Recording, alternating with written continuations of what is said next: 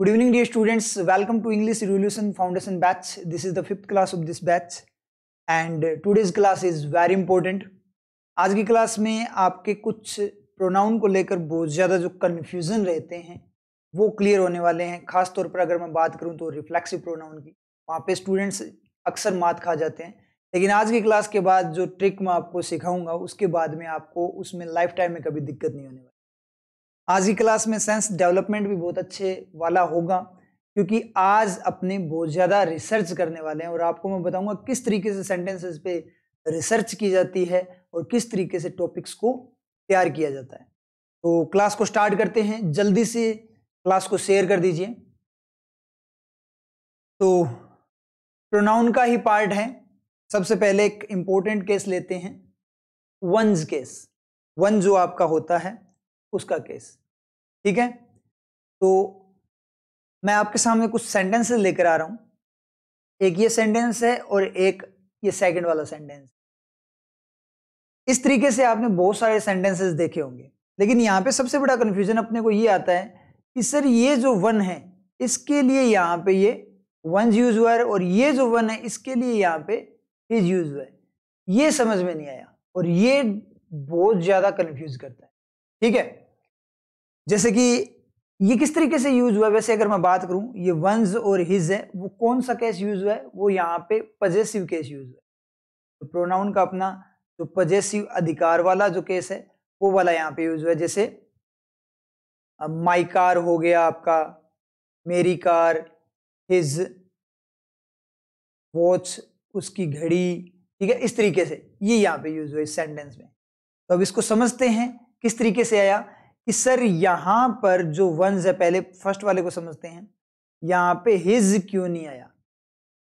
देखो सेंटेंस का मतलब क्या है, पहले तो वो देखो. आप सेंटेंस की पिक्चर बनाओ. मतलब क्या है कि हर किसी को क्या होना चाहिए, वन स्टेप्स अपने कदमों के लिए, या अबाउट भी लिख सकते हो, या अपने कदमों के बारे में. मतलब जो आप स्टेप्स आप रखते हो, कोई भी स्टेप आप लेते हो, उसके लिए आपको क्या होना चाहिए, केयरफुल होना चाहिए. तो हर किसी को अपने जो स्टेप्स जो लेता है उसके लिए क्या होना चाहिए, केयरफुल होना चाहिए. तो सर यहाँ पे हिज क्यों नहीं आया. तो देखो वन का मतलब क्या हुआ, मुझे ये बताओ. वन का मतलब कोई भी. वन आपका क्या बात करता है, यूनिवर्सल वे में बात करता है, ठीक है. वन यूनिवर्सल वे में बताता है किसी पर्सन को, इंसान को, ठीक है. तो इसमें क्या होता है कि ये जो अप्लाई होती है ये चीज, ये एक टाइप से यूनिवर्सल चीज है कि हर किसी को जागरूक होना चाहिए. उसमें कौन कौन आता है, मैं भी आता हूं, आप भी आते हो, और वो भी आता है. हम सभी पे वो अप्लाई होता है.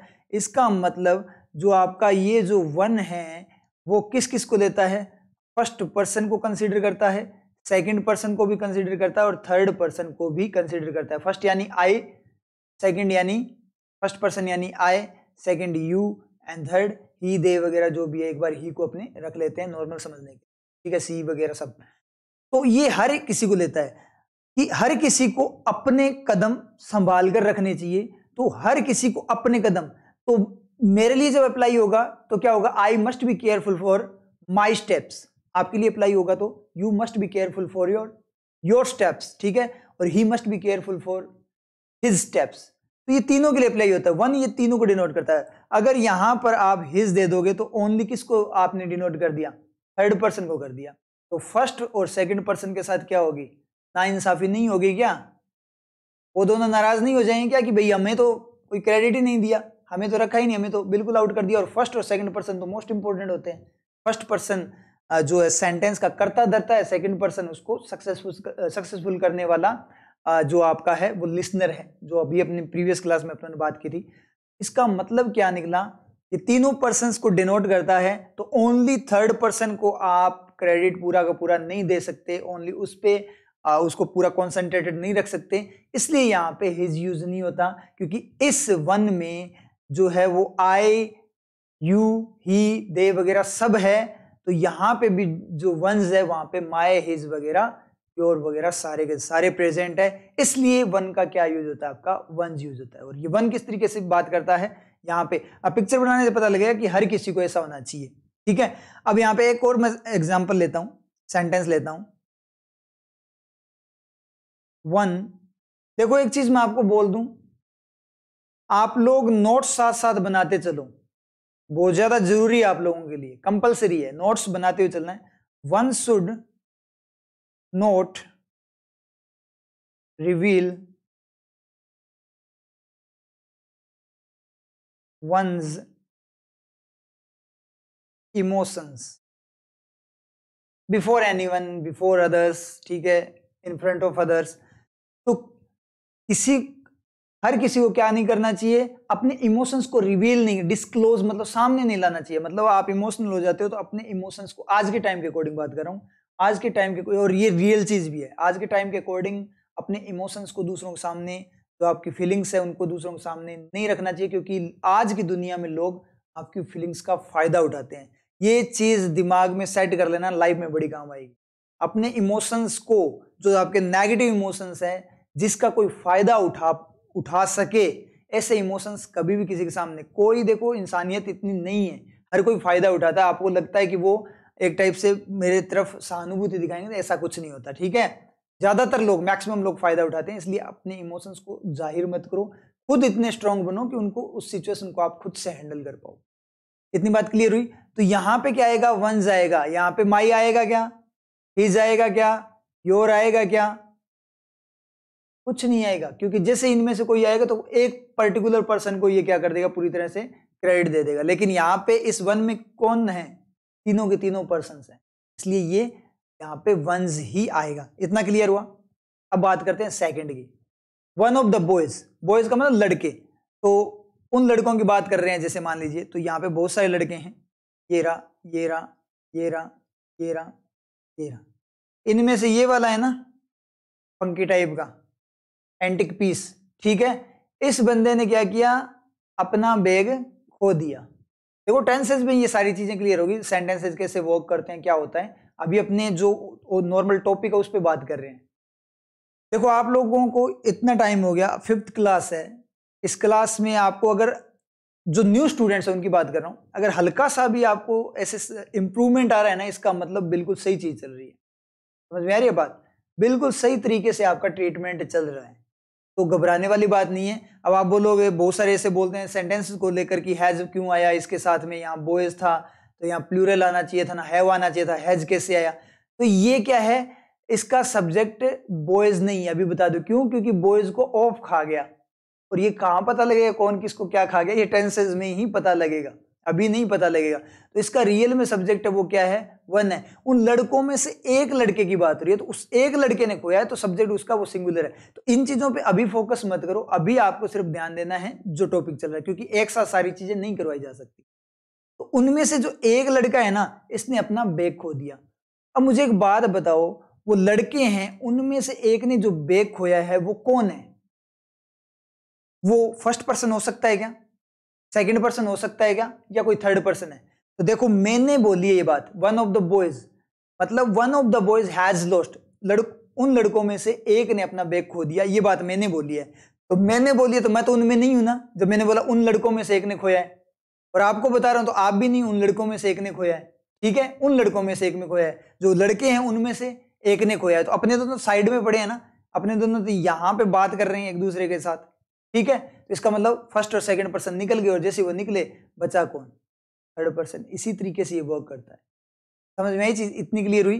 तो इसलिए यहां पे हिज आया, यहां पे वंस नहीं आया, क्योंकि ये वाला जो वन है वो उस वन प्रोनाउन को नहीं बता रहा। जो प्रोनाउन होता है ना, वन प्रोनाउन, एक, कोई एक, जैसे एवरीवन वगैरह, उस तरीके से उसको नहीं बता रहा, ये यहां पे नंबर को बता रहा है। तो वन की भी बहुत सारी वर्किंग है। वन अगर इस तरीके से यूज हो तो वो पर्टिकुलर किसी पर्सन वगैरह को यूनिवर्सल वे में डिनोट करता है, और इस तरीके से यूज हो तो ये क्या, बॉयज में से एक, तो यहां पे ये गिनती की फॉर्म यूज है। टू ऑफ द बॉयज, अगर यहां हो जाता टू हो, या थ्री ऑफ द बॉयज, तीन लड़कों ने खो दिया, ठीक है, बॉयज के में से वो जो तीन लड़के थे उन्होंने खो दिया, तो ये वो गिनती वाला वन है। ये वन और ये वन एक नहीं है, इनको अगर मिक्स करके देखो तो ये स्टार, आप बोल सकते हैं स्टार वाला वन है, और ये एस वाला वन है। इतना क्लियर हुआ, समझ में आई चीज। अब यहां पे थोड़ा सा मैं आपको बता दूं, जब अपने एवरीवन का लेते हैं, everyone should work on his skills, ये ऐसे यूज होता है आपका एवरीवन। हर किसी को क्या होना चाहिए, अपनी स्किल्स पे वर्क करना है। तो एवरीवन में वंस क्यों नहीं यूज होता, क्योंकि एवरीवन और वंस में डिफरेंस है। अगर मैं बात करूं क्लास में, ये क्लास है, मान लीजिए क्लास चल रही है, मैं बोल रहा हूं हर किसी को होमवर्क कंप्लीट करना है, ये मेरा इंस्ट्रक्शन है। हर किसी को, everyone should complete his homework, हर किसी को अपना होमवर्क कंप्लीट करना है। तो मैं आप लोगों को बोल रहा हूं, तो उसमें मैं शामिल हूं क्या? मैं नहीं हूं ना। तो क्या हुआ, जैसे मैं निकला उसके बाद बचेगा क्या? फिर जब कोई भी चीज बताई जाती है वो थर्ड पर्सन को ही ध्यान में रख के बताई जाती है, क्योंकि वो कोई भी हो सकता है, XYZ, समझ में आ रही चीज? तो इसलिए वो प्रायोरिटी में आ जाता है कि उसके रिगार्डिंग बताई जाए, क्योंकि सेकंड पर्सन को इसलिए नहीं ले सकते क्योंकि वो तो सामने है, तो उस पर अप्लाई होगा तो सारे के सारे छूट जाएंगे, सिर्फ वो ही रह जाएगा।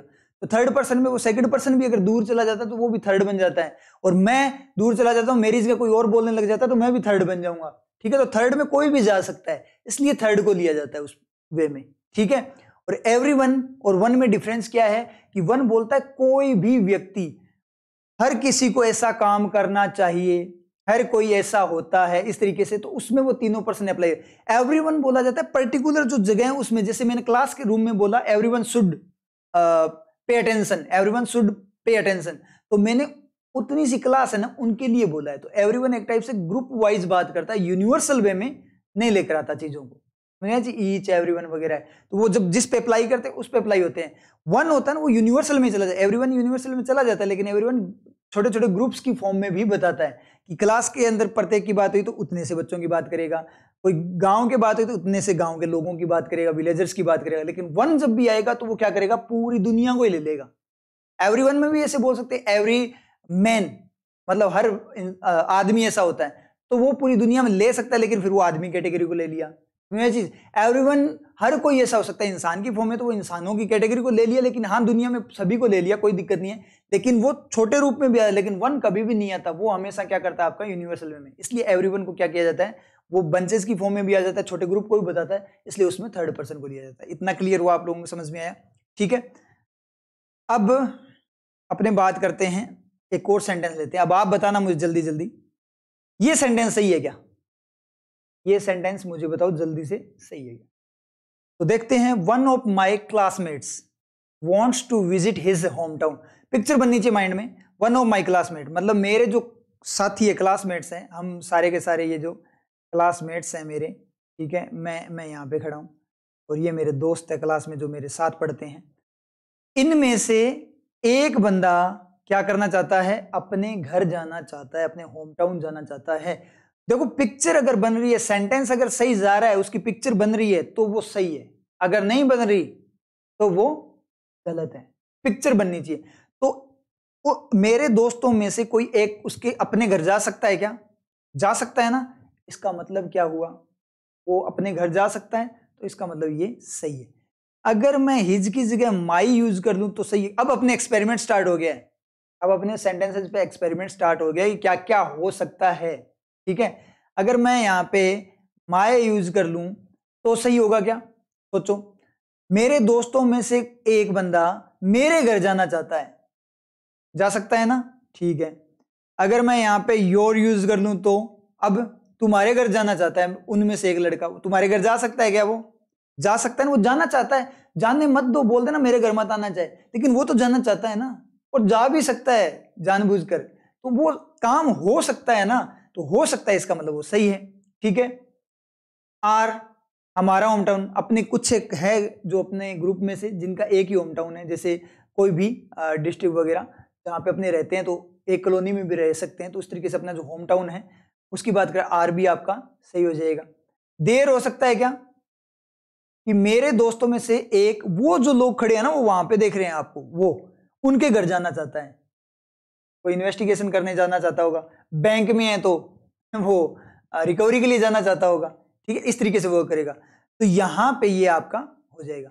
अब मुझे एक चीज बताओ, अगर मैं यहाँ पे ये यूज कर लूं ऑन, कहां पर, इस जगह पे, होम टाउन से पहले ऑन, तब कौन कौन सा सही हो सकता है? ऑन का मतलब क्या होगा, स्वयं, खुद का, तब कौन कौन सा सही होगा? तब आपका वन ऑफ माई क्लासमेट, मेरे क्लासमेट्स में से एक, मेरे दोस्तों में से एक, मैं हूं क्या? मैं तो बता रहा हूं ना, तो मैं तो हो नहीं सकता। हाँ, मेरे दोस्तों में से एक बंदा तो मैं हूं, लेकिन अभी जब मैं बता रहा हूं और मैं ये बोल रहा हूं कि मेरे दोस्तों में से कोई एक जाना चाहता है, तो वो मैं बता रहा हूं, तो मेरे दोस्तों में से एक की बात कर रहा हूं, तो उनमें से कौन आएगा? थर्ड पर्सन की फॉर्म में आएगा ना। मैं आपको बता रहा हूं, यू को बता रहा हूं, तो इसका मतलब क्या हुआ? जैसे ही ओन आया, यहाँ पे ओन आया, इसका मतलब क्या हुआ? थर्ड पर्सन प्रायोरिटी ले रहा है ना वहां पे। तो जैसे ही ओन आया खुद के होम टाउन, तो खुद के होम टाउन में कौन जाएगा? ओनली हिज जाएगा। उसके लिए थर्ड पर्सन हिज यूज होगा। हर भी यूज कर सकते हो, कोई दिक्कत नहीं है, ठीक है। तो फिर ये सारे के सारे क्या हो जाएंगे? चले जाएंगे यहां से। ये सारे के सारे गलत हो गए। अब ऐसे आते हैं एग्जाम में, पिक्चर बनाई ना। अब जैसे ऑन, हम में से, मेरे दोस्तों में से या उन लोगों में से कोई एक बंदा मेरे घर जाना चाहता है, ठीक है, लेकिन मेरे खुद के घर जाना चाहता है। मेरे खुद के मतलब खुद का, उसके लिए अप्लाई होगा ऑन, उसका स्वयं का। मेरे खुद के नहीं, अपने खुद के घर जाना चाहता है। मेरे खुद के देखो हिंदी में बोलोगे तो थोड़ा लग रहा है, लेकिन वहां ये जो इंग्लिश थोड़ा सा क्या सेंसिबल में बात करती है। ओन होम टाउन का मतलब जैसे ओन लिखेगा ना, तो वो ओन होम टाउन किसका बन जाएगा? वो जो सब्जेक्ट है उसका बन जाएगा, तो उस वन का बन जाएगा। तो यहाँ पे क्या आएगा आपका? इज आएगा। इतना आप लोगों को क्लियर है? इतना क्लियर है तो एक और सेंटेंस ले लेते हैं भाई। ये बता दो मुझे, ये सही है क्या?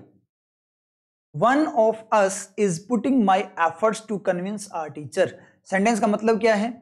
हम में से एक, हमारा ये जो ग्रुप है, हम भाइयों का, भाइयों एंड बहनों का जो भी, ठीक है, अपना जो ग्रुप है, हम में से कोई एक बंदा क्या कर रहा है? हमारा जो टीचर है उसको कन्विंस, उसको मनाने की कोशिश कर रहा है, ठीक है। पुटिंग एफर्ट्स, कोशिश कर रहा है, अपने एफर्ट्स पुट कर रहा है, एफर्ट्स पुट कर रहा है। तो देखो एक चीज बताऊं, ये मैं हूं, ये बीच में खड़ा हूं मैं, ठीक है, मान लो। तो मैंने बोला हम में से एक टीचर को मना रहा है, तो मैं तो नहीं हूं ना वो, मैं तो बोल रहा हूं, तो मनाने कोई और गया है ना, ऐसे तो नहीं है ना। ये देखो कितनी ऑकवर्ड सिचुएशन बन जाएगी अगर इसको आप सही लेते हो तो। सिचुएशन ऑकवर्ड नहीं बननी चाहिए, धुंधलापन नहीं आना चाहिए। मैं टीचर के साथ बात कर रहा हूं, टीचर के साथ बात, हम में से एक मना रहा है, हम में से एक मना, ऐसे नहीं होगा। हम में से एक जैसे ही बाहर जाएगा ग्रुप से, हम में से कोई एक जैसे ही बाहर जाएगा, तो वो दूर जाते क्या बन जाएगा? एक थर्ड पर्सन बन जाएगा। सुन नहीं रहा ना, वो दूर टीचर के पास चला गया या पहले चला गया था, ठीक है। मैं क्यों नहीं हो सकता?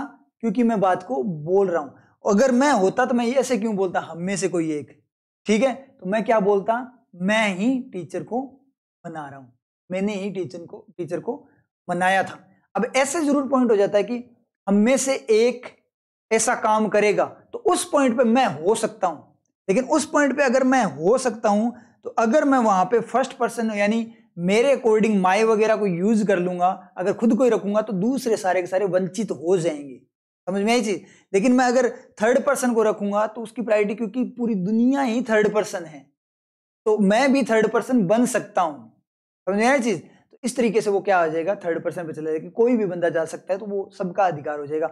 और मैंने माई यूज कर दिया, वो सिर्फ एक पे बाइंड हो जाएगा। हम में से कोई एक जाएगा, मैं भी जा सकता हूं, कोई दिक्कत नहीं है, लेकिन हम में से कोई एक जाकर अपनी बात जरूर रखेगा, तो हिज वॉइस, ठीक है। तो यहां पे अगर मैं बात करूं माई एफर्ट्स की, तो कोशिश। अब मुझे एक बात बताओ, मेरी कोशिश आप कर सकते हो क्या? मेरी कोशिश तो मैं ही कर सकता हूं ना, उसकी कोशिश मैं कर सकता हूं, वो मेरी कोशिश कर सकता है क्या? मेरी कोशिश, वो खुद की कोशिश कर सकता है ना। तो एफर्ट्स लगा रहा है, मतलब जी जान लगा दी, तो मेरी जी जान थोड़ी लगा देगा। वो टीचर को पे पटाने के लिए लगा हुआ है, तो वो क्या करेगा?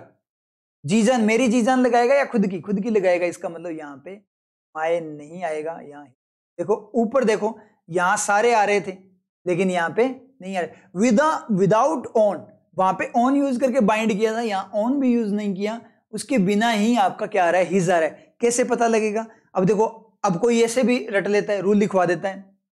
कैसे लिखवाएगा कोई टीचर वगैरह कि ऑन आएगा ना तो हिज ही आएगा, क्योंकि फिर वो बाइंड हो जाएगा। लिख लो बच्चों, ऑन आएगा तो ये आएगा। तो कोई जरूरी नहीं है, ऑन में भी उल्टा आ सकता है, ठीक है। उसके बाद में ये सेंटेंस आ जाएगा, तब वो फिर उसका रूल खत्म हो गया। फिर वो क्या बोलेगा? ये तो एक्सेप्शन है, अपवाद है। तो रूल है, एक्सेप्शन है, रूल है, एक्सेप्शन है, इसी में पूरी क्लास चली जाती है, और टीचर अपना काम करके निकल जाता है, और अपने बेवकूफ बन के रह जाते हैं, और एग्जाम में फिर कुछ नहीं होता है। यही दिक्कत है, ठीक है। तो यहां पे अपने को ये चीज क्लियर हुई। अब मैं इसको रफ करके एक चीज और रखना चाहता हूं। एफर्ट्स को मैं कट कर दूं, और यहां पे मैं क्या यूज कर लूं? टेक्निक्स यूज कर लूं। अब ये सही हो सकता है क्या? टेक्निक्स, तकनीक, तो हम में से कोई एक मेरी टेक्निक यूज कर सकता है क्या? जो मेरी टेक्निक है तो मैंने जो टेक्निक बताई वो यूज कर सकता है, तो यहाँ पे माई आपका सही हो जाएगा। हिज यहाँ पे सही हो सकता है क्या? अपनी टेक्निक यूज कर सकता है। आर अपने ग्रुप की टेक्निक कर सकता है। योर आपकी टेक्निक यूज कर सकता है, आपकी जो टेक्निक है उसको यूज कर सकता है। सारे के सारे सही जा सकते हैं, लेकिन एफर्ट्स में योर वगैरह, योर हो गया, माई हो गया, आर वगैरह, देयर वगैरह, ये सारे के सारे गलत हो जाएंगे। यहाँ पे क्या रहेगा? हिज। कैसे पता लगा भाई?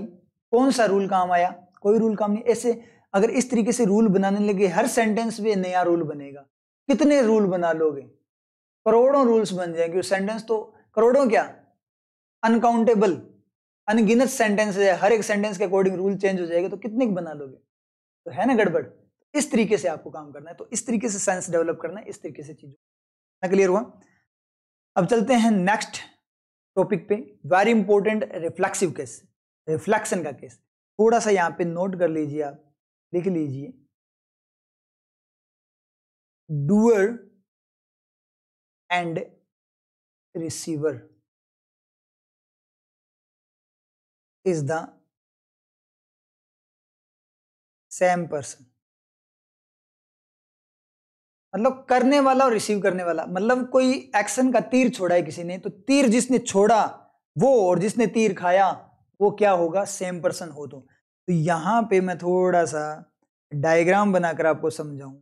ये कोई बंदा है, इसने एक्शन का तीर छोड़ा, और यहां पे कोई दूसरा बंदा है, ये जो तीर इसने छोड़ा ये जाकर इसके लगा, तो ये तीर वापस आया क्या? नहीं आया। इसका मतलब इसमें क्या नहीं है? रिफ्लेक्शन नहीं है। तो रिफ्लेक्शन नहीं है तो वहां पे रिफ्लेक्सिव प्रोनाउन यूज नहीं होगा। रिफ्लेक्सिव प्रोनाउन कहां पे यूज होता है? ऑब्जेक्ट केस में यूज होता है। ठीक है, तो वहां पे आपका रिफ्लेक्सिव प्रोनाउन नहीं यूज होगा। ठीक है, मान लो ये जो बंदा है इसने तीर छोड़ा, और ये जो तीर जो छोड़ा वो वापस आकर इसी के लग गया, तो यहां रिफ्लेक्शन है, परावर्तन। रिफ्लेक्शन जानते हो ना क्या होता है? कि कोई चीज जैसे फेंकी अपनों ने, वो टकरा के वापस अपने पास ही आ गई, तो रिफ्लेक्ट होके आई है। तो किसी बंदे ने तीर छोड़ा और वो वापस से उसी के आके लगे, तो वहां रिफ्लेक्शन होता है। और रिफ्लेक्शन जहां होता है वहां पे आपको रिफ्लेक्सिव प्रोनाउन ही यूज करना होता है, रिफ्लेक्सिव केस ही यूज करना होता है, ऑब्जेक्टिव केस यूज नहीं कर सकते। क्लियर इतनी बात? अभी सेंटेंस से समझते हैं। ही प्रिपेयर्ड, अब करेंगे research, himself for the exam. आपको क्या करना है? पिक्चर बनानी है। तो ये कोई बंदा है ही, ठीक है, इसने क्या किया? ही प्रिपेयर, उसने प्रिपेयर किया, प्रिपेयर का तीर छोड़ा उसने, और किस पर? हिमसेल्फ, यानी खुद पर ही, खुद को ही तैयार किया। किसके लिए? एग्जाम के लिए। तो ये चीज हो सकती है ना, मैं खुद को तैयार कर सकता हूं ना, तो ये आपका सही हो गया। ठीक है, क्लियर है ये चीज? अब मैं एक सेंटेंस और लेता हूं, मुझे ये बताओ, ये कोई पर्सन है, जैसे ये कोई भी पर्सन है, रोनी, मान लीजिए रोनी है, और ये दूसरा पर्सन है उसका भाई टोनी। तो रोनी और टोनी दो लोग हैं, ठीक है। अब रोनी क्या कर रहा है? अपने भाई को तैयार कर रहा है, किस लिए? लड़ने के लिए। ये मुक्केबाज है भाई, ये खतरनाक मुक्केबाज है, इसके मुक्के देखो कितने खतरनाक। तो ये मुक्केबाज है, रेसलिंग करने वाला बंदा है, इसको ये प्रिपेयर कर रहा है, सिखा रहा है। ये और ही बड़ा मुक्केबाज है, देखो बड़े बड़े मुक्के वाला, हल्का है ये, ठीक है। ये क्या कर रहा है? अपने भाई को सिखा रहा है, प्रैक्टिस करवा रहा है फाइट के लिए। तो इस सेंटेंस को कैसे लिखेंगे? प्रिपेयर का काम कौन कर रहा है? ये रोनी, और प्रिपेयर हो कौन रहा है? टोनी, ठीक है। तो मैं ऐसे बोलूंगा, देखो वहां रोनी खड़ा है, वहां टोनी खड़ा है, मैं ऐसे भी बोल सकता हूं। सेंटेंस कैसे भी, देखो सेंटेंस को कितनी तरीके से आप डिनोट कर सकते हो जब तक उसका मीनिंग करप्ट ना हो। मैं ऐसे बोल सकता हूं रोनी टोनी को सिखा रहा है, मैं ऐसे बोल सकता हूं वो उसे सिखा रहा है, वो उसे, ठीक है। या फिर मान लीजिए टोनी नहीं है, टोनी सी है, ये टोनी सी है, टोनी सी मतलब उसकी बहन है, उसको फाइट के लिए तैयार कर रहा है, वो कराटे सिखा रहा है। ये टोनी सी है, तो ये है सी और ये बंदा है ही। तो यहां पे ही काम करेगा किसका? प्रिपेयरिंग का, तैयार करेगा उसको, प्रिपेयर्ड। ही ने प्रिपेयर किया, किसको प्रिपेयर किया? सी को। तो सी, ही ने तीर छोड़ा सब्जेक्टिव केस में, ऑब्जेक्ट होता जो तीर खाता है, तो वो ऑब्जेक्टिव केस में, और सी ने तीर खाया, इसने तीर खाया, ही प्रिपेयर्ड। ऑब्जेक्टिव केस क्या होता है? हर। ही प्रिपेयर्ड हर, ये सारी चीजें बाद में आपकी क्लियर हो जाएगी। He prepared her for the fight. इतना समझ में आया? ठीक है भाई, समझ में आया। He prepared her for the fight, इतना समझ में आ गया। अब मान लो ये टोनी सी ना होता और टोनी होता, तो ये भी क्या है? ही है। ये ही 1 है और ये ही 2 है। तो यहां पे फिर हर की जगह क्या आ जाता? हिम आ जाता। तो अब ही प्रिपेयर्ड हिम, ये सेंटेंस भी हो गया, और ही प्रिपेयर्ड हिमसेल्फ, ये सेंटेंस भी हो गया। दोनों सेंटेंस है। अब दोनों का मीनिंग अलग हो जाएगा। अब आप बोलोगे सर हमें कैसे पता लगेगा कौन सा है? तो आपको सेंटेंस के अकॉर्डिंग रिएक्ट करना। जब अपने बात को किसी को रखते हैं ना, तो उसको डायरेक्ट बोल देते हैं। अपने कम्युनिकेशन ऐसी होनी चाहिए कि जैसे अपने बोले डायरेक्ट सेंटेंस, उसके समझ में आना चाहिए कि ये क्या कहना चाहता है। समझ में आई बात? उसको एक्सप्लेन नहीं करना, पहले बात बोल दी, वो ऐसे देखता रहेगा, आप फिर एक्सप्लेन करने लगे, फिर वो भी देखता रहेगा, फिर आप डेप्थ में ऐसे इशारे कर कर गूंगे की तरह लग गए, तो फिर वो काय की कम्युनिकेशन? आपने लैंग्वेज सीखी नहीं उस लैंग्वेज को। ठीक है, तो इसका मतलब क्या है? जैसे ही मैंने ये सेंटेंस पढ़ा, ही प्रिपेयर्ड हिमसेल्फ वाला, तो मुझे क्या दिखा? एग्जाम के लिए वो खुद को प्रिपेयर कर रहा है। ठीक है, और जैसे मैंने ये सेंटेंस पढ़ा, ही प्रिपेयर्ड हिम, तो इसका मतलब वो ही थर्ड पर्सन किसी दूसरे थर्ड पर्सन को प्रिपेयर कर रहा है। इतना क्लियर हुआ? रियल में अगर मैं थोड़ा सा रिएक्शन की फॉर्म में बात करूं, जैसे केमिस्ट्री में अपने रिएक्शन करते हैं, एलिमेंट्स को डालते हैं, तो जैसे एलिमेंट को डालूंगा तो ये जो हिमसेल्फ आएगा निकल के, वो इसी का पार्ट है। मतलब ये अगर ही स्टार वाला है तो ये हिमसेल्फ ही स्टार वाला है, लेकिन यहां पे अगर ये ही स्टार वाला है तो ये हिम एस वाला है, स्टार वाला नहीं, ये अलग बंदा है। इतनी चीज क्लियर हुई आप लोगों के? तो सेंटेंस के अकॉर्डिंग ये चीजें होती है। तो ही के साथ हिमसेल्फ भी आ गया और ही के साथ हिम भी आ गया। अब मैं इसको थोड़ा रफ करके एक और बात आप लोगों से पूछता हूं। इसके साथ तो चलो ये आ गया, लेकिन ये सेंटेंस ही है क्या? आई प्रिपेयर्ड मी, ये सेंटेंस सही है क्या? बनाओ, पिक्चर बननी चाहिए। आई का मतलब यहां पे मैं हूं, ने प्रिपेयर का तीर छोड़ा, कोई रिफ्लेक्शन नहीं है, तो इस दूसरे आई को, आई ने इस दूसरे आई को प्रिपेयर किया। तो मैंने खुद को ही प्रिपेयर किया। तो जैसे ही मैंने ये देखा कि मैंने खुद को प्रिपेयर किया, तो आप देखोगे तो तीर मैंने छोड़ा था और प्रिपेयर किसने किया? मैंने, और हुआ कौन? मैं खुद। तो तीर वापस आ रहा है, तो वापस आ रहा है, इसका मतलब यहां पे रिफ्लेक्शन होगा ही होगा। तो माई सेल्फ ही आएगा, मी नहीं आ सकता, कभी नहीं आ सकता, क्योंकि मैं एक ही हूं। ऐसे तो नहीं है ना कि मैं हूं और मेरे में से मैंने खुद को निकाल दिया, तो मैंने अपनी आत्मा को सामने निकाल के उस आत्मा को मैंने क्या किया? प्रिपेयर किया। ये तो नहीं कर सकते ना आप लोग। अगर ऐसा कर सकते हो तो आप महान हो। ठीक है, और बहुत आगे जाओगे, और पता नहीं कितना आगे जाओगे, कुछ नहीं बोल सकते। ठीक है, तो ये चीज है ना, तो यहां पे रिफ्लेक्शन इसलिए माई सेल्फ आएगा, और ये सेंटेंस गलत हो जाए, डायरेक्ट गलत हो जाए, क्योंकि जैसे आई मी देखोगे ना, तो वो ऑब्जेक्टिव में आपको दूसरा बंदा दिखेगा। तो दूसरा बंदा ऐसे कैसे दिखेगा कि करने वाला कोई और, खाने वाला कोई और। समझ में आ रही चीज? तो हो ही नहीं सकता, वो दोनों एक ही है, एक ही है। इसका मतलब वहां रिफ्लेक्शन है, तो रिफ्लेक्शन यूज करना पड़ेगा। इतना क्लियर हुआ? अब सेंटेंसेस पे चलते हैं। अब मुझे बताते चलो आप, ये सेंटेंस सही है क्या? सही है? तो ये सेंटेंस, ये सही है क्या? दोनों सेंटेंस सही है क्या? पहले वाला सेंटेंस लो और यहां पे शुरू हो जाओ पिक्चर बनाना। He punished himself after getting his mistake. He ने पनिश का तीर छोड़ा, हिमसेल्फ मतलब खुद पर, खुद को ही पनिश किया, आफ्टर गेटिंग हिज मिस्टेक, उसकी गलती पता लगने के बाद। तो आप खुद को, जैसे मैंने कोई काम किया और मुझे मेरी गलती मुझे पता लगी, तो मैं खुद को पनिशमेंट दे सकता हूं ना कि यार मैंने यहां पे गड़बड़ कर दी थी, इसलिए दिक्कत होगी, इसलिए मेरा सिलेक्शन नहीं हुआ, तो आज मैं ना खाना नहीं खाऊंगा, पनिशमेंट मिलेगी तभी जाकर मैं। ऐसा करना नहीं है वैसे ही। ठीक है, खुद को पनिशमेंट उस तरीके से दे रहे हो। या फिर मैं ना कोई मूवी नहीं देखूंगा 1 साल तक, अब अगर मेरा सिलेक्शन नहीं हुआ ना तो मैं मूवी नहीं देखूंगा। ठीक है, तो खुद को इस तरीके से पनिशमेंट देना। तो वो चीज है ना, तो वो कोई दिक्कत नहीं। अब यहां पे हिमसेल्फ आ सकता है क्या? यहाँ पे हिमसेल्फ नहीं आ सकता, क्योंकि ये कौन सा केस है आपका? पजेसिव केस है। और रिफ्लेक्सिव केस मैं आपको ऑलरेडी बता चुका हूं, चाहे नोट डाउन कर लो चाहे आप। रिफ्लेक्सिव केस ओनली ऑब्जेक्ट के केस में होता है, जब वो तीर खाने वाला ऑब्जेक्ट हो, ठीक है, वो तीर छोड़े और वापस आकर उसी के लगे। यहाँ तो हिज में तो कोई तीर लगने की बात नहीं है, ये तो बात ही किसी और की, उसकी गलती की बात कर रहा है। हिज तो ओनली उसको डिनोट कर रहा है, उसको डिफाइन कर रहा है। जैसे मैंने बोला हिज ब्रदर, उसका भाई खेल रहा है, तो कौन खेल रहा है? वो खेल रहा है, उसका भाई खेल रहा है, उसका तो बस उसकी एक्स्ट्रा इन्फॉर्मेशन है। तो एक टाइप से ये हिज तो है ना, उसकी एक्स्ट्रा इन्फॉर्मेशन है। तो यहां पर अगर मैं मिक्सिंग करूं तो ये अगर आपका ही वन है तो ये हिमसेल्फ वाला क्या है? ये भी ही वन है, और हिज वाला भी क्या है आपका? ही वन है। दूसरा सेंटेंस लेते हैं, पिक्चर बनाएं। ही ने पनिस तीर छोड़ा, यहां पर रिफ्लेक्शन है क्या? नहीं है, तो दूसरा ही यहां पे। तो ही ने पनिश किया किसको? इस दूसरे ही को, आफ्टर गेटिंग हिज मिस्टेक, गलती पता लगने के कारण। तो यहां पे जो ये फर्स्ट बंदा है और ये सेकंड बंदा है, तो इसका मतलब ये ही फर्स्ट है और ये हिम कोई दूसरा बंदा है। और ये हिज किसका है ये मुझे बता दो, फर्स्ट का या सेकंड का? अगर फर्स्ट का हिज है तो क्या होगा कि ये जो बंदा जो पिटाई कर रहा है इस दूसरे की, गलती इसी की थी और पिटाई इसको कर गया।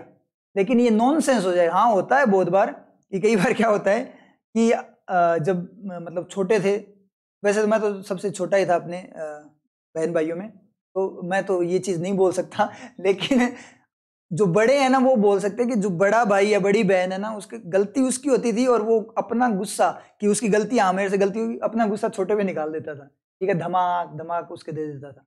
तो ये चीज होती थी नहीं होती थी? होती थी ना, वो वाला केस है। लेकिन वो वैलिड केस नहीं है। वो जब माँ बाप को पता लगता था ना तो खतरनाक वाली धुनाई होती थी, ठीक है, तो वो वैलिड नहीं है। तो ऐसा काम नहीं करना, अपने को सेंसिबल वे में चलना है।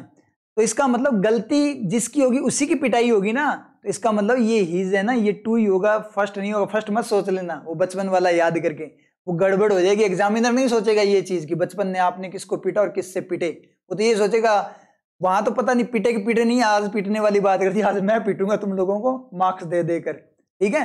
तो इस चीज की ये चीज थोड़ी माइंड में रखना, मतलब सेंसिबल वे में चलना। तो यहाँ पे ये सारे क्या, ये वन है और ये टू है, टू है। अब दोनों सेंटेंस दे कैसे पता लगे कौन सा सही है? वो देखो एक्स्ट्रा सेंटेंस दे देगा ना, तब अपने को जाकर पता लगेगा। जैसे अपने यहाँ पे बात करें, चलो अभी एक बार रुको, एक बार मैं दोनों का इसका मीनिंग बता देता हूं आपको। जैसे ही मैं ऊपर वाला सेंटेंस पढ़ूंगा तो मुझे दिखेगा कि मेरी गलती थी, तो उसकी गलती थी, उसने खुद को ही पीटा और खुद को कोई पनिशमेंट दी। और दूसरे में देखूंगा तो उस किसी और बंदे ने गलती कर दी थी, तो उसने जाकर उसको पीटा कि तूने गलती क्यों की, उस तरीके से उसकी पिटाई की, ठीक है, वो वाला केस है। अब यहां पर मैं एक काम करूं, ये जो ऑन है ये मैं यहां पर भी लगा दूं मिस्टेक से पहले, फिर क्या होगा? ये सेंटेंस सही होगा क्या? अभी तो दोनों सेंटेंस सही थे, अब सही होगा क्या? अब सेंटेंस गलत हो जाएगा। अब इसमें क्या आएगी? एरर। इस तरीके से एग्जामिनर एग्जाम में देता है, वो एरर ऐसे बनाएगा, एक चीज को वो क्या कर देगा? फिक्स कर देगा। जैसे फिक्स करेगा, ऑन मतलब खुद की गलती के कारण उसने उसको पीटा, उसको नहीं, खुद को ही पनिश किया। पीटेगा तो नहीं, पनिशमेंट बहुत टाइप की होती है। तो फिर यहाँ पे क्या होगा? हिमसेल्फ ही आएगा, और हिमसेल्फ को क्या मिल जाए? यहाँ पे लाइसेंस मिल जाएगा। इतना क्लियर हुआ? समझ आया ना? तो ये बात है। चलो और सेंटेंस लेते हैं।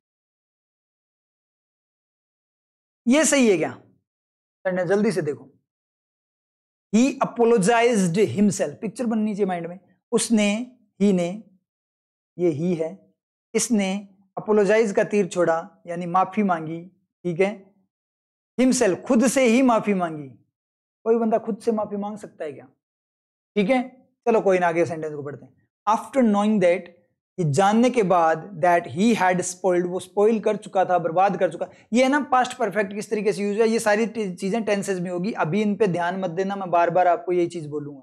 अभी जो चल रहा है उसी पे ध्यान दो, धीरे धीरे सारी चीजें लेंगे, एक साथ नहीं आएगा, हजम नहीं होगा, ठीक है। आपके पास खीर पड़ी है, हलवा पड़ा है, पूरी सब्जी पड़ी है, ठीक है, ये सारी की सारी चीजें पड़ी है, छाछ पड़ी है, दूध पड़ा है, ये सारे के सारे एक साथ खींच जाओगे क्या आप? राक्षस हो गया आप? राक्षस नहीं बनना ना आपको, तो वो वाला काम करना है। सारी चीजें एक साथ नहीं खींच सकते, धीरे धीरे चलेगा सारा का सारा, नहीं तो पचेगा नहीं। और ऐसे हो भी नहीं सकता मिक्सचर की फॉर्म में, स्टेप बाय स्टेप ही चलना पड़ेगा। The life of that person, देखो ही ने गलती मानी, लोग कितने हैं देखेंगे अभी। एक और पर्सन है यहाँ पे, इसकी जिंदगी बर्बाद होगी, इसने कोई ना कोई चीज कर दी जिसके कारण बर्बाद होगी, तो उसने माफी मांगी। अब ये माफी मांगेगा, खुद से माफी मांग, इसकी जिंदगी झंड हुई, इसकी जिंदगी बर्बाद हुई, तो मुझे ये बताओ कि ये जो बंदा है वो माफी खुद से मांगेगा या उस आदमी से मांगेगा कि भाई तेरी जो लाइफ है वो मैंने बर्बाद की है, इसलिए मैं तुझसे माफी मांगता हूं। तो माफी किससे मांगेगा? खुद से मांगेगा उससे? तो अपोलोजाइज का तीर छोड़ेगा, वो जाएगा किसकी तरफ? इस दूसरे की तरफ। तो वापस आ रहा है क्या? नहीं आ रहा है। इसका मतलब ये हिमसेल्फ। इतना क्लियर हुआ? अब कैसे पता लग रही है चीजें सारी? पहले तो हिमसेल्फ आ गया था, अब हिमसेल्फ आया नहीं, कैसे पता लग रहा है सारा का सारा? सेंटेंस से। समझे ना चीज? और कैसे? पिक्चर बनाने से। तो ये देखो ऐसे पिक्चर बना लेना, माइंड में बना, ऐसे नहीं एग्जाम में वहां चले रफ शीट आपको दी जाती है एग्जाम के अंदर, तो उसमें लग गए वहां पे बनाने पिक्चर्स वगैरह, तो वहां पे ऐसा काम मत करना। ये चीजें है ना आप इस तरीके से करना, मतलब माइंड में आपके बननी चाहिए, बनने लग जाएगी धीरे धीरे। इतना क्लियर है? इतना क्लियर है। तो अब एक और सेंटेंस लेते हैं और ये बता देना, फिर मान जाऊंगा आप लोगों को ये सही है या गलत है। देखो मैं आपको फिर से बोल देता हूं, डायरेक्ट सेंटेंस देखोगे ना तो कंफ्यूजन आएगा, सेंटेंस में रिसर्च करोगे और उसकी पिक्चर बनाते हुए चलोगे ना तो कंफ्यूजन नहीं आएगा। समझ चीज? चलो बनाते हैं इसकी। दे का मतलब ये कई सारे लोग हैं। दे ऑफर्ड, उन्होंने ऑफर का तीर छोड़ा, मी मुझ पर, ये मैं हूं। ये देखो मस्त, ये बंदा मैं हूं। सारे कान नाक सब लगा देते हैं, खुद हूं ना इसलिए। तो ये आई यानी मैं हूं, और ये दे है। तो दे ने क्या किया? ऑफर का तीर छोड़ा, किस पे जाकर लगा? मुझ पर लगा, मुझे ऑफर किया उन्होंने। ठीक है, कोई दिक्कत नहीं, कर सकते हैं। टू ज्वाइन, क्या करने के लिए? ज्वाइन करने के लिए। देमसेल्व्स, देमसेल्व्स मतलब इनको ज्वाइन करने के लिए। तो ज्वाइन देमसेल्व्स, उनको ज्वाइन करने के लिए, पिकनिक के लिए मुझे ऑफर किया। आपको लगेगा सही है, लेकिन आपको क्या देखना है कि तीर देखना है कि वो तीर रिफ्लेक्शन तभी है जब वो वापस से आए। तो यहां पे एक तीर तो है ऑफर का और एक है ज्वाइन के एक्शन का। टू ज्वाइन वो इन्फिनेटिव केस है, वो बाद में बात करेंगे। तो ऑफर का तीर जो गया, अब यहां पे मैं थोड़ा सा देखता हूं, एक जाएगा तीर, ये है भाई ऑफर का तीर, ठीक है, ये ऑफर का तीर है। और दूसरा जो तीर है वो आपका एक तीर जो और है, एक बार इसको क्लियर कर देना, इसमें भी है ना, ये लगाओ मत। एक तीर है अपने पास ऑफर का और एक ये ज्वाइन का दूसरा तीर है ना, एक तीर अपने पास ज्वाइन का। अब अपने को इनकी डायरेक्शन देखनी है। तो ऑफर कौन कर रहा है? ऑफर दे कौन रहा है? दे। और ले कौन रहा है? मी, आई। तो ये इसकी डायरेक्शन ये है, एक ही डायरेक्शन है, वापस नहीं आ रहा। और ज्वाइन कौन कर रहा है? ऑफर किया है कि ज्वाइन करो, देम को, जो हमें ज्वाइन करो, हमें, मैंने बोला कि मुझे ज्वाइन करो, आप मेरे बैच को ज्वाइन करो। तो ज्वाइन कौन करेगा? मैं करूंगा या आप करोगे? मेरा बैच आपको ज्वाइन करेगा या आप? इसमें भी कंफ्यूजन होता है कि सर यहां देखो, अगर वो मैं ज्वाइन करूंगा तो वो भी तो मुझे ज्वाइन करेंगी। उन्होंने ऑफर दिया, ज्वाइन करना तो कर, नहीं करना तो जा, हमें मतलब नहीं है, आना तो आजा, सीट है एक, इसलिए बुला रहे हैं। ऐसा इतनी भी कोई अपनी तगड़े वाली दोस्ती नहीं है जो मतलब तुझे ही हमें लेकर जाए, ठीक है, बस थोड़ी सी वो सीट है खाली और वो किराया बंटेगा ना, इसलिए थोड़ा बहुत खाने पीने का सारा खर्चा बंटेगा ना, इसलिए एक बंदा हमारा कम हो गया तो तू भी आ जाए, औकात तो वही है, ठीक है ना। और ऐसा नहीं है, औकात अपनी बहुत ज्यादा औकात है, तो वो वाली बात है। तो उस तरीके से ज्वाइन कौन करेगा? ऑफर उन्होंने दिया तो ज्वाइन तो वो जाकर करेगा ना। ऑफर, कंपनी ने ऑफर लेटर दिया आपको कि आओ हमें ज्वाइन कर लो आप, क्वालिफिकेशन देखकर। तो आप कंपनी ज्वाइन करोगे या कंपनी आपको ज्वाइन करेगी? आप कंपनी को, इतने बड़े हो गए क्या आप, ठीक है ना। तो इसका मतलब ज्वाइन का जो तीर है ना वो छोड़ रहा है, कौन ज्वाइन कर रहा है? ये यहां भी कंफ्यूजन होता है, कैसे पता लगे? इस तरीके से रिप्लेसमेंट करके एग्जांपल लेकर देखो, पता लग जाएगा। तो ज्वाइन का काम कौन करेगा? आई करेगा, और ज्वाइन होगा कौन? दे होगा। तो अब बताओ यहाँ पे तीर कोई आ रहा है क्या? रिफ्लेक्ट हो रहा है क्या? ज्वाइन वाले तीर पे ही रिफ्लेक्शन लगाया है ना उसके आगे, तो यहाँ पे कोई रिफ्लेक्शन नहीं है। इसका मतलब क्या निकला? ये देम सेल यहाँ पे गलत है, यहाँ पे क्या देम आएगा। इतना क्लियर हुआ? इस तरीके से आपको करना है, इसमें आपको कभी भी कोई दिक्कत नहीं आएगी। समझ में आया? इतना क्लियर है? तो ये अपना रिफ्लेक्सिव केस भी होगा। अब नेक्स्ट क्लास में मिलेंगे।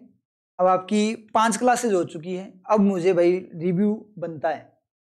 कमेंट सेक्शन में रिव्यू दोगे आप लोग कि आपको क्लासेस कैसी लगी, इंप्रूवमेंट आ रहा है कि नहीं आ रहा, और क्लासेस कैसी है, कौन सा पार्ट आपको सबसे अच्छा लगा। हर क्लास में देना वैसे तो, ठीक है, मुझे पॉजिटिविटी मिलती है और मोटिवेशन भी मिलता है कि इस क्लास में कौन सा कॉन्सेप्ट आपको सबसे अच्छा लगा, कौन सा पार्ट आपको सबसे अच्छा लगा।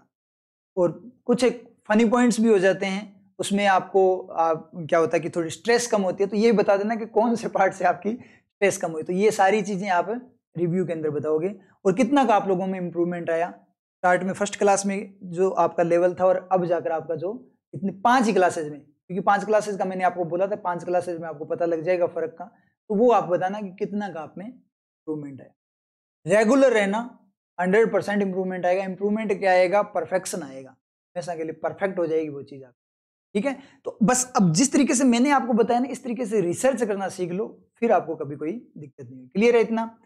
ओके, फिर मिलते हैं नेक्स्ट क्लास में। होमवर्क की मैं एक यहाँ पे बात बताऊं आपको, चेंज किया है थोड़ा मैंने।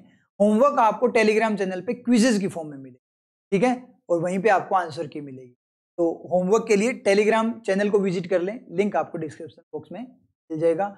और वीडियो को ज्यादा से ज्यादा शेयर करना और लाइक भी कर देना। न्यू स्टूडेंट्स, अब तक 5 क्लासेस हो चुकी है, और कोई इस क्लास में नया है, अगर आपको लगता है कि ये हमारे लिए बेनिफिशियल है, यहां से हम कुछ कर गुजर सकते हैं, और करोगे, पक्का करोगे, एक बार आपको टाइम देना पड़ेगा।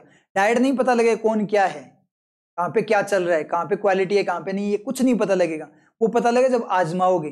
तो अगर आज नहीं, फर्स्ट क्लास है, अगर वैसे तो थोड़ा सा भी समझ में आया, इसका मतलब समझ में आया है और 100% आया है, फिर भी 4-5 क्लासेस लगाकर देखो, अगर आपको इंप्रूवमेंट आता दिखे तो ज्वाइन कर लेना बैच को, छोड़ मत देना। सीरियसली बहुत ज्यादा इंपॉर्टेंट, बहुत बड़ी अपॉर्चुनिटी आप लोगों के लिए, बिल्कुल अलग लेवल की इंग्लिश रहेगी। जो मेरे स्टूडेंट्स हैं उनसे एक बार पूछ लेना।